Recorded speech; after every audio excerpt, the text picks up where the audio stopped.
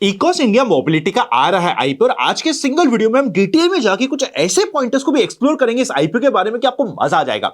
सबसे बेसिक में और स्टार्टिंग में आप सभी के इंटरेस्ट का पॉइंटर कि भैया ग्रे मार्केट प्रीमियम यानी कि जो सट्टा बाजार होता है, ग्रे मार्केट होता है, उसमें एज पर सोर्सेस क्या चल रहा है इसके प्रीमियम, उसको डिस्कस कर लेते हैं। 334 का है आईपीओ का प्राइस और ग्रे मार्केट प्रीमियम चल रहा है 145 का। 145 मतलब 43% का है। ये इंपॉर्टेंट नहीं है, इंपॉर्टेंट ये है कि 4 दिन पहले जब इसका ग्रे मार्केट प्रीमियम ओपन हुआ था 50 रुपए के आसपास का था।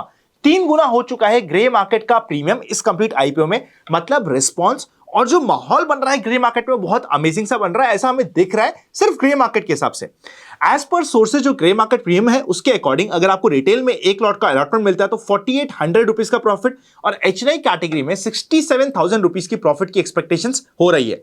सिर्फ हमें इसे देख के आईपीओ में नहीं अप्लाई करना होता, हमें स्टडी करना पड़ेगा पूरा आईपीओ। तो चलिए स्टडी करते हैं बेसिक से। 1996 में कंपनी इनकॉर्पोरेट हुई थी। Chauffeur driven car rental service है, मेनली ये प्रोवाइड करती है कार रेंटल सर्विसेज एम्प्लॉइज के लिए या फिर कभी शॉफर ड्रिवन चाहिए तो उसके लिए प्रोवाइड करती है।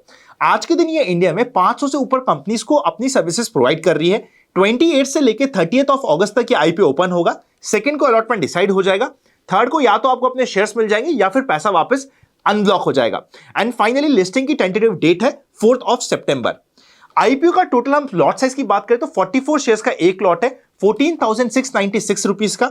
एचएनआई स्मॉल कैटेगरी में 14 लॉट्स के लिए और एचएनआई बिग कैटेगरी में 69 लॉट्स के लिए आपको अप्लाई करना पड़ेगा। 601 करोड़ का टोटल आईपीओ और ये पूरा का पूरा है ओएफएस, मतलब एग्जिस्टिंग ओनर माल बेच के जा रहे हैं। और ये हो जाता है इस आईपीओ का सबसे पहला नेगेटिव पॉइंट। क्योंकि मैं नेगेटिव की बात कर रहा हूं तो बाकी नेगेटिव पॉइंट को भी मैं यहीं पे आपके सामने जो रिस्क है उसे मैं बताने की कोशिश करता हूं। सेकेंड इंपॉर्टेंट रिस्क ये आता है, ये जो कार रेंटल सर्विसेज है ना, इसमें कस्टमर सेटिस्फैक्शन और हर बार अच्छा होना बहुत इंपॉर्टेंट है। इसलिए कई बार इनके जो एग्रीमेंट होते हैं उसके अकॉर्डिंग अगर कस्टमर सर्विस नहीं होती तो इन्हें पैसा रिफंड भी करना पड़ता है और पेनल्टीज भी लगती है। ऑल्दो अभी तक उन पेनल्टीज का अमाउंट 1% से भी नीचे तो वो नेग्लिजिबल है, पर ये पॉइंट ऑफ वरी है क्योंकि कभी कुछ ज्यादा दिक्कत हो गई तो वहां पे डिपेंडेंसी बढ़ जाएगी। और यहीं से आता है थर्ड पॉइंट कि इनका जो कस्टमर है, स्पेसिफिकली जो रिटेल कस्टमर है, उनके ऊपर इनका बहुत ज्यादा फोकस है। और यहां पे ये डायरेक्ट सर्विस प्रोवाइड नहीं कर रहे, जो इनके व्हीकल्स है वो इनके वेंडर से लेते हैं। अगर हम परसेंटेज से डिसाइड करेंगे तो एज ऑन 30 सितंबर 2023 रफली 91.2% ऑफ द टोटल व्हीकल्स की सर्विसेज ये जो प्रोवाइड करते हैं वो थर्ड पार्टी वेंडर से ले रहे हैं। अब थर्ड पार्टी वेंडर्स में वेंडर से सेम रिलेशन हो पाना, वेंडर सेम क्वालिटी को मेंटेन कर पाना, ये काफी सारे इफ एंड बट आ जाते हैं जिसका ऊपर आपको ध्यान रखना जरूरी है। नेक्स्ट, इनका जो मेजर रेवेन्यू आता है वो सारा का सारा आता है नए कस्टमर से। रिपीट कस्टमर इनके पास बहुत कम है। अभी आप इनके फाइनेंशियल्स देखोगे तो आपको पता चलेगा कि अचानक से आईपीओ से जस्ट पहले एक साल में इनके फाइनेंशियल्स बहुत अच्छे इंप्रूव हो गए। हो सकता है इनको जेन्युइनली बहुत अच्छे ऑर्डर्स मिल गए या फिर क्या कारण है वो आपको खुद को डिसाइड करना पड़ेगा, पर ये रिपीट कस्टमर्स नहीं है। हर बार इनको नए कस्टमर्स के पास जाना पड़ेगा, उन्हें एक्सप्लोर करना पड़ेगा। ये इनके लिए एक पॉइंट ऑफ चैलेंज हो रहा है और ये एक ऐसी इंडस्ट्री जहां पे कंपटीशन हमेशा बना रहेगा। और अगर इस इंडस्ट्री में एज अ होल कंपटीशन बढ़ता है तो मार्जिन्स ऑब्वियसली स्क्वीज आउट होंगे। ये इंपॉर्टेंट इनके लिए रिस्क फैक्टर बन जाता है। इस आईपीओ में क्यूआईबी के लिए रहेगा 50%, रिटेल के लिए 35% और एचएनआई कैटेगरी के 15% अच्छा कोटा है। आईपीओ से पहले प्रमोटर के पास था 97.75% और आईपीओ के बाद रह जाएगा 67.75%, मतलब अच्छा खासा डायल्यूशन होने वाला है इस वीक। वैसे इस आईपीओ के अलावा 2 और आईपीओ है जो काफी इंटरेस्टिंग भी है। ये आईपीओ भी काफी इंटरेस्टिंग लग रहा है अभी तक जितना हमने डिस्कस किया है, पर इन सभी आईपीओ में आपको अलॉटमेंट के लिए चाहिएगा demat account. Demat account openings आपको डिस्क्रिप्शन में मिल जाएंगे। अच्छे लिंक्स है, ऐसे लिंक्स है जिनको मैं भी यूज कर रहा हूं, तो आप भी जाके उन्हें स्टडी कर सकते हैं। और टेलीग्राम चैनल पे मैं काफी कुछ अपडेट कर रहा हूं, तो टेलीग्राम चैनल को फॉलो कर लीजिएगा।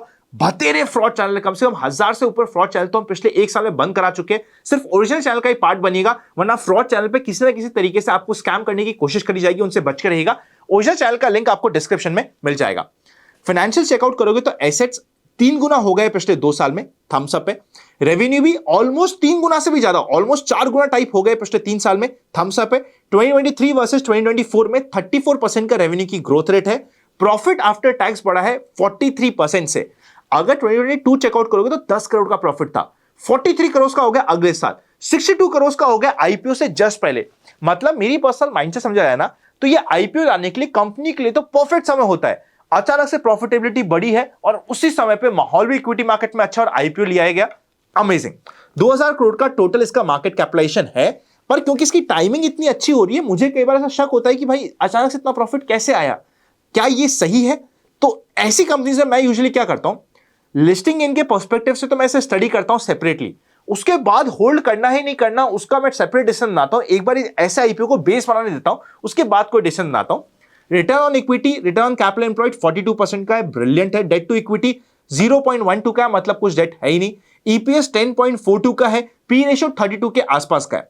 पीयर कंपैरिजन किया जाए तो वाइस ट्रेवल इंडिया का पी रेशियो चल रहा है रफली 20 का, श्री ई मोबिलिटी लिमिटेड का पी रेशियो चल रहा है 23 का।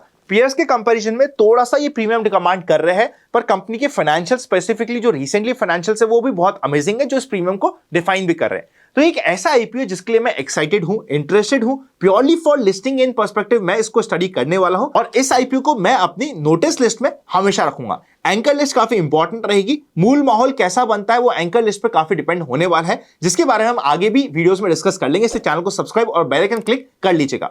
वीडियो अच्छा लगे तो लाइक करे बिना मत जाइएगा। काफी इंपॉर्टेंट इंफॉर्मेशन मैंने इस आईपीओ के रिलेटेड तो आपके साथ शेयर कर दी है, दोस्तों इस वीडियो को शेयर कर दीजिएगा।